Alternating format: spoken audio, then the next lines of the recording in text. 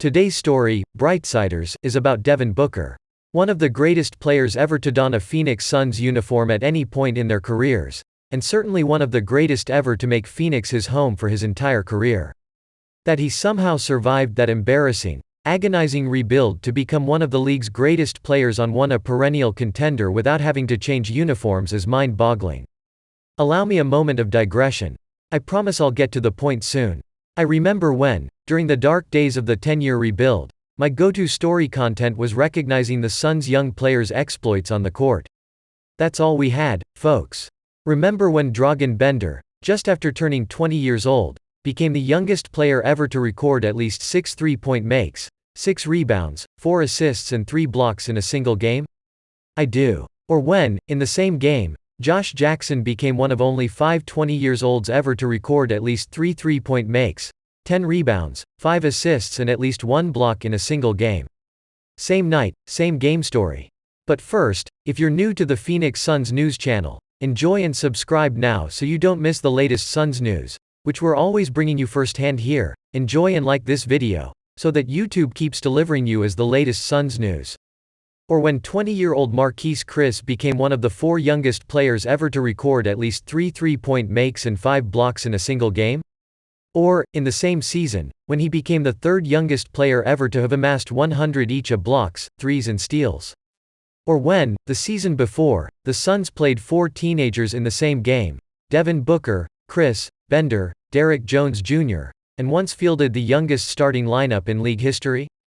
Turns out it's a bad thing to hand big minutes and big roles to a bunch of super young players at the same time. While they were ticking off youth-based milestones, they weren't learning any good habits from each other and the Suns were losing 77% of their games. Somehow, Devin Booker survived all that.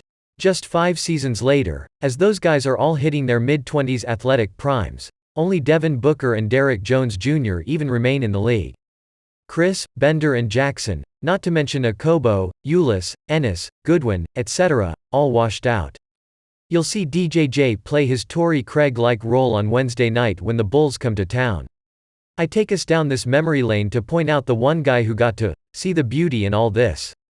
Devin Armani Booker. He waited out the franchise meltdown, waited out losing 77% of his games over a 3-year stretch, waited out being snubbed 3 years too long for the All-Star game, skipped entirely in 2018, injury replacement in 2020 and 2021, waited out being called a looter in a riot, for racking up stats on a bad team.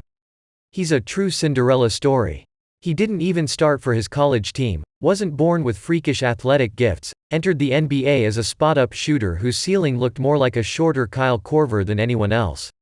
Yet, 8 years later, Devin Booker is one of the best 10 players in the entire NBA. Last year, he finished 4th in the MVP voting, made first-team All-NBA and was truly voted to his first All-Star game. The previous 2 were as injury replacement. Along the way, he won 3 West Player of the Week awards. This year, he's finally getting the accolades without caveat. No more whispers. No more questions. No more skepticism. And on Monday night, Book had one of the best games of his career. 44 points on 60% shooting, 8 rebounds, 4 assists and career-high tying 6 steals in a road win over a good Kings team, 10-9, 7th best in the West. Sure, it's only a November regular season game. The game itself didn't mean much. Book twice posted 40-point games in the NBA Finals, for Christ's sake. He had a 40-point triple-double in the Western Conference Finals.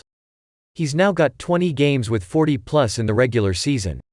In 7 of those, he had a higher shooting percentage than last night. So Monday's game may not go down as one of the best of his career. Heck, we won't even remember it a week from now. But if you stack up the markers, it's one of the best stat lines in NBA history.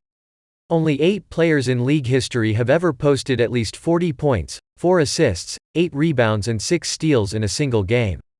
If you add in the 60% shooting, no one's done it since pre-Suns Charles Barkley did it 34 years ago.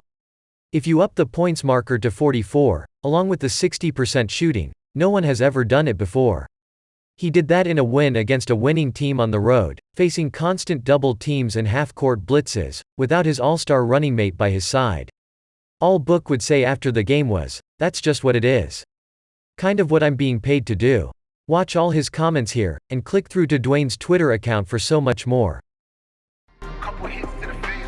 I know that I need time now. You I gotta go and find my way. My name came up a lot of sounds, more when I was not around.